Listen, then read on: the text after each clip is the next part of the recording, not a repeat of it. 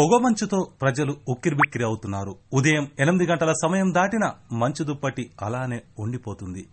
సిద్దిపేట జిల్లా దుబ్బాక నియోజకవర్గంలో రోజురోజుకు చలి తీవ్రత పెరుగుతుంది. పొగమంచుతో ఉదయం వాహనదారులు తీవ్ర ఇబ్బందులకు గురవుతున్నారు. గత 4 రోజులుగా పొగమంచుతో ఉదయం సమయంలో వాకింగ్కు వెళ్లేవారు సైతం ఇబ్బందులకు గురవుతున్నారు.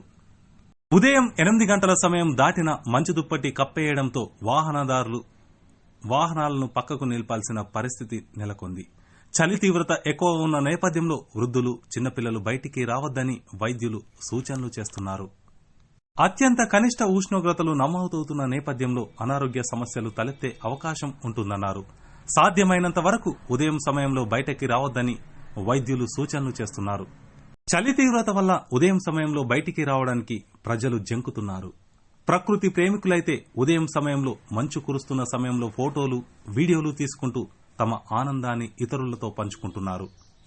ఉదయం సమయంలో ఓవైపు మంచు, మరోవైపు ఎర్రటి సూర్యుడిని సెల్ఫోన్లో బంధించి సంతోషాన్ని పంచుకుంటున్నారు. ఇలా ఒక్కొక్కరు ఒకలా ప్రకృతి అందాలను ఆస్వాదిస్తున్నారు. మంచు దుప్పటి కారణంగా కొన్ని చోట్ల రోడ్డు ప్రమాదాలు జరిగిన ఘటనలు ఉన్నాయి.